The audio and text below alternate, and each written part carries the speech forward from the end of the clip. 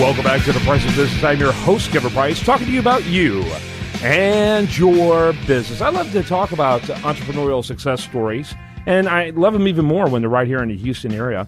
And I'm going to spend some time with Russell Schulte. He's CEO of a company called ABIS, and that's Advanced Business Information Systems. I know that name. I wonder if we know each other. That's amazing.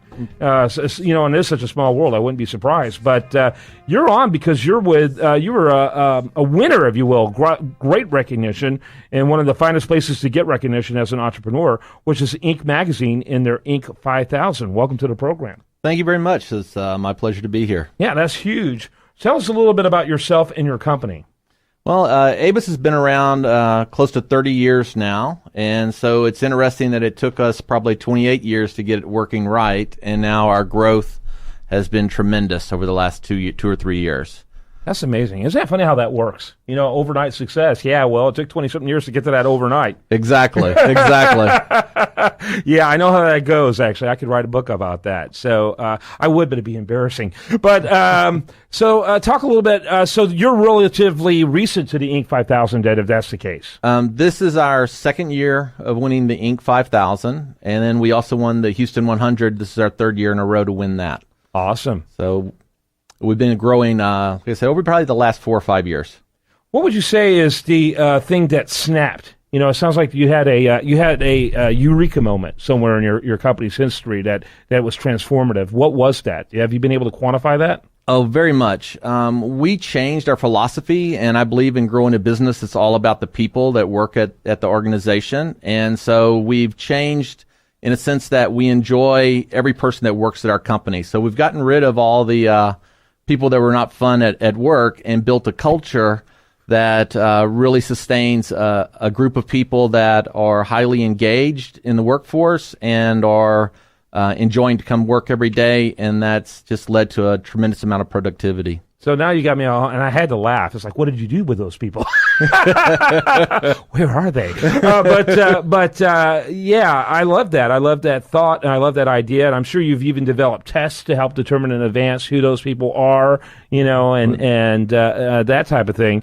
But you know, I've been so presumptuous as we jumped along. You know, I want to explore this and dig into this a little deeper.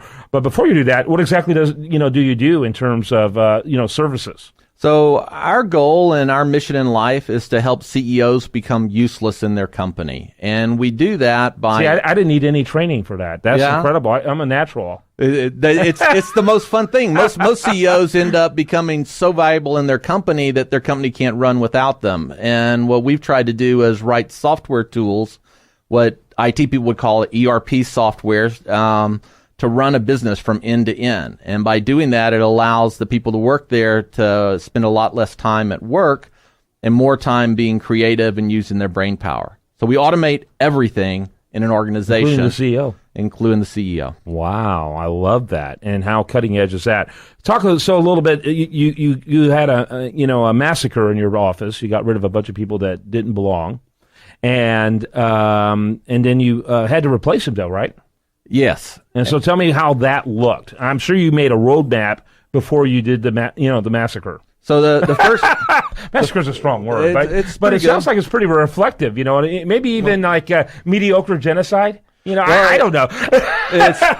It's kind of funny because we started off our process by building out new office space. So in our office space, we actually have a nightclub that's private for the people that work there. So we have our own private nightclub. We have our own health facility, so complete exercise room, gym, showers, locker room for the people that work there.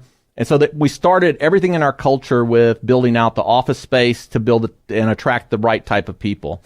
And what we found is, as we went down that road, so in a healthy lifestyle living, we provide MyFit Foods, delivers food every week to our organization, free of charge to all employees.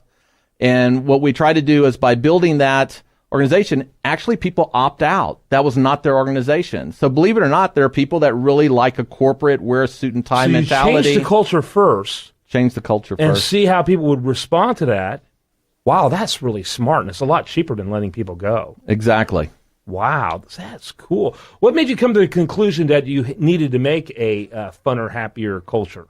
Well, life is short, And as we came along, we realized that just you spend a lot of time at work, and what we wanted to do was be around people we enjoyed being around. So our culture is called familia, or family, and we treat each other like family within the organization.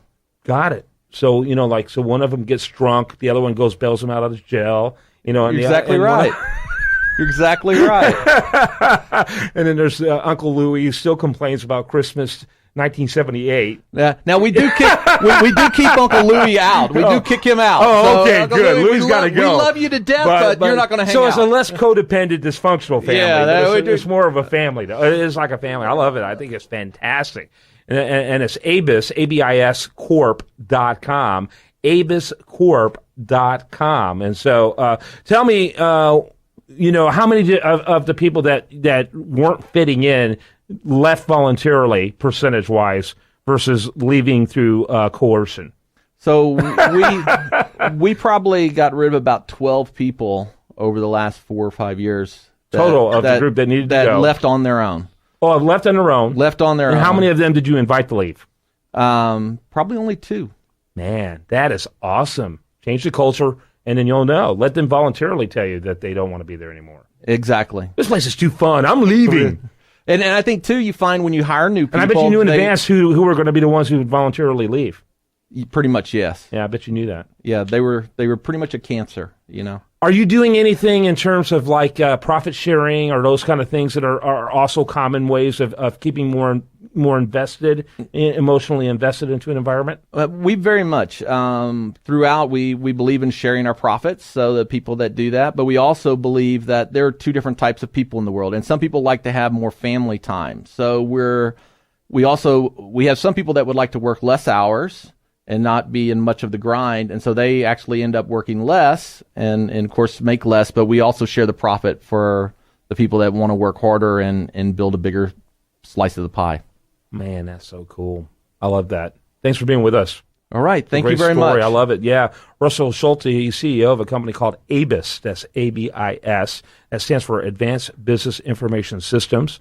And, we focus a lot on how you're an Inc. 5000. I encourage the listener to go check out the website to see if they can benefit from a company that has happy people, invested people working for them. I think that's going to make a happy product or service. So yeah, and check out our YouTube page, and you can see all of our culture videos, which really just gives an example of what life is like at Avis. That's awesome. Thanks so much. Thank you, sir. When we come back, much more for you. Do want to remind you, best content here shows up over there at usdatareview.com. While there, like it on Facebook, follow it on Twitter. And this is The Price of Business.